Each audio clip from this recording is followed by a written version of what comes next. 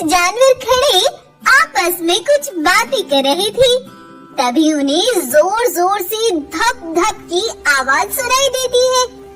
ऐसा लग रहा था मानो जंगल में एक बड़ा तूफान आ रहा हो। तब सभी जानवर आवाज की दिशा की ओर देखते हैं और फिर जो वो देखते हैं उसे देख कुछ जानवर बेहोश होकर नीचे गिर जाते हैं। वो देखते हैं कि उनके जंगल में एक विशाल शेर आ पहुंचा। वो शेर बहुत विशाल और बहुत गुस्से में था और वो इसी गुस्से में जंगल के कुछ जानवरों को अपने पैरों तले नोच डालता है और कुछ जानवर वहाँ से डरकर भाग जाते हैं और सीधा महाराज रुद्र के पास जाते हैं। महाराज महाराज, लगता है अब कोई नहीं बचेगा, हम सब मारे जाएंगे।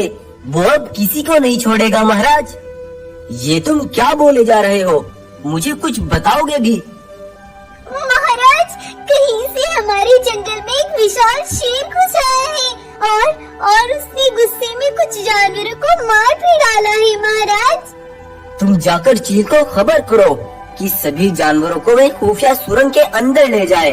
जाओ जल्दी से। रुद्र शेर भी जब उस विशाल शेर को देखता है तो वो भी दंग रह जाता है। आखिर रुद्र की इस विशाल शेर से क्या दुश्मनी थी जो वो इतने गुस्से में जंगल में तूफान लेकर आया। दरअसल कुछ सालों पहले वृंदावन जंगल में रुद्र शेर और एक बट्टी बाघ भी रहता था। अभी तक कोई जंगल का राजा नहीं था, लेकिन बंटी खुद को ही जंगल का राजा बनते हुए देखना चाहता था। एक बार बरसात के मौसम में बारिश शुरू हो गई और वो बारिश लगातार 10 दिन तक बरसती रही, जिसके चलते जंगल में बाढ़ आ गई। तब बंटी जंगल छोड़कर भाग गया, लेकिन रुद्र ने जल्दी से कुछ कश्तियां मंगवाई और सभी जानवरों को उनमें सवार करके उन्हें जंगल से सही सलामत बाहर निकाल दिया।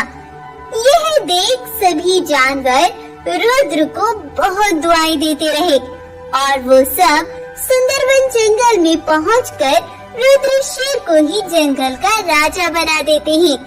लेकिन तभी बंटी बाघ भी वहाँ पर आ पहुँचता है और कहता है, रुको सभी, ये तुम क्या कर रहे हो?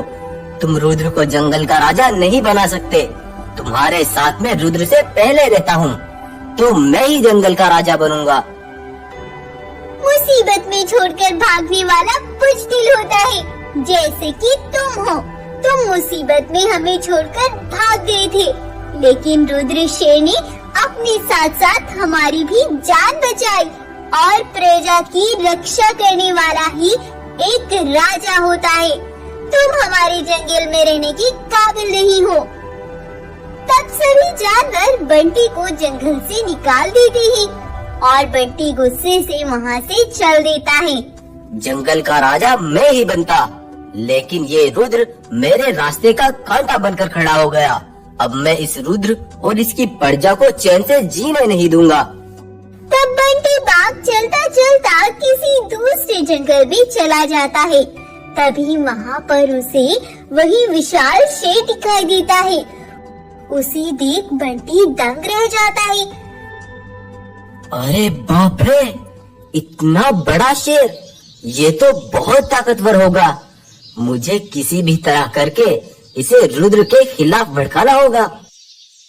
तब बंटी उस शेर के पास जाता है और उससे कहता है, अरे अरे महाराज, आप तो विशाल होने के साथ साथ बहुत ताकतवर भी लगते हो, लेकिन क्या तुम इस जंगल में अकेले रहते हो?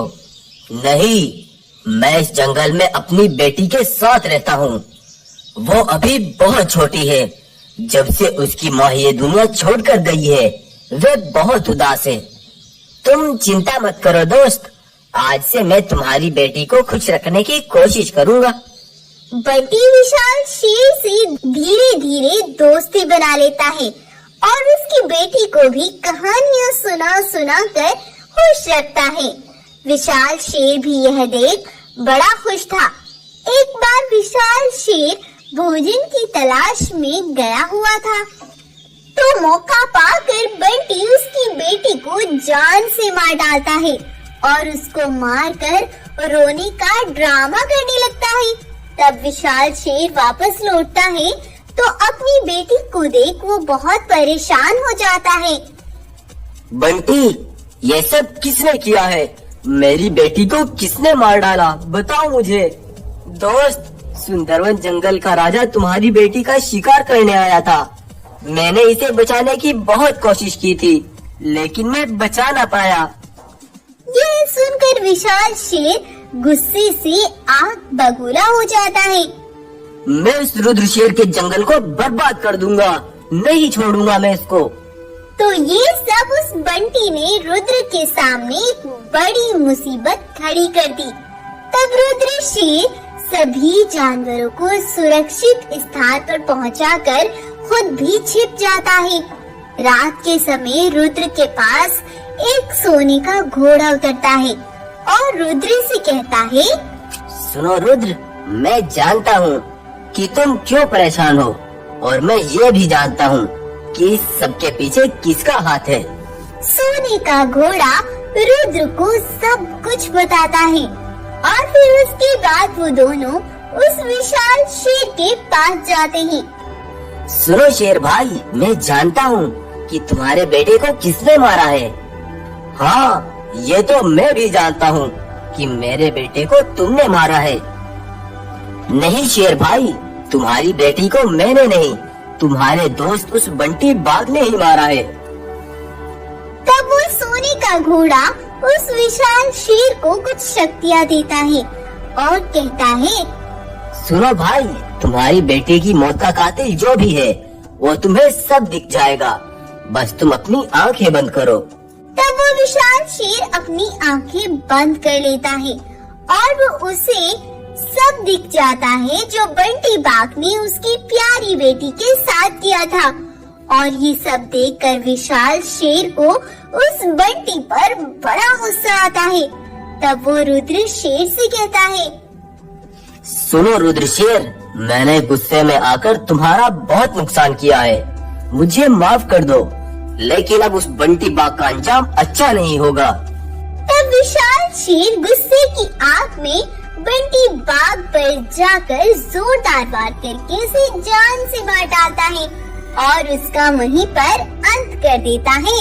उसके बाद से विशाल शेर भी रुद्र शेर के साथ जंगल में जानवरों की रक्षा करता है और वो सब खुशी से रहने लगते हैं।